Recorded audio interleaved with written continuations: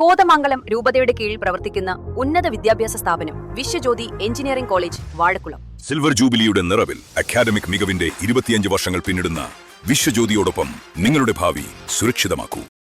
മൂവാറ്റുപുഴയിൽ വിനോദസഞ്ചാരികൾ സഞ്ചരിച്ച ബസ്സിലേക്ക് ലോറി ഇടിച്ചു മറിഞ്ഞ് 27 പേർക്ക് പരിക്ക്. ബുധനാഴ്ച പുലർച്ചെ 4:00-ഓടെയാണ് മൂന്നാറിൽ നിന്നും ആലപ്പുഴയിലേക്ക് പോവുകയായിരുന്ന കർണാടക സ്വദേശികളുടെ ബസ് അപകടത്തിൽപ്പെട്ടത്.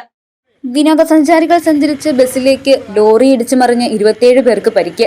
മൂവാറ്റുപുഴ 130 ജംഗ്ഷനിൽ ബുധനാഴ്ച പുലർച്ചെ 4:00-ഓടെയാണ് മൂന്നാറിൽ നിന്നും ആലപ്പുഴയിലേക്ക് പോവുകയായിരുന്ന കർണാടക സ്വദേശികളുടെ ബസ്സിന് പിന്നിൽ പച്ചക്കറിയുമായി വന്ന നാഷണൽ പെർമിറ്റ് ലോറി ഇടിച്ച് അപകടമുണ്ടായത്.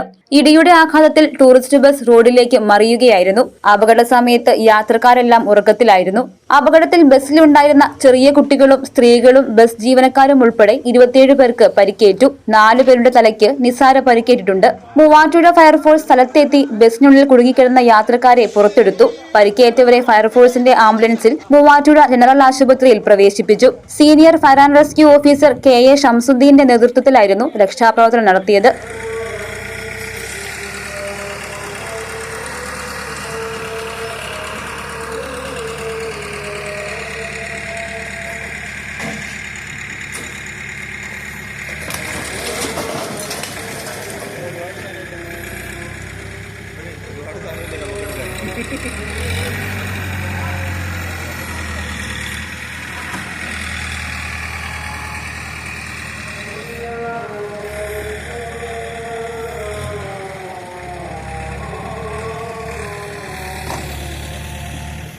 മൂവാറ്റുപുഴ പോലീസും സ്ഥലത്തെത്തി മേൽ നടപടികൾ സ്വീകരിച്ചു.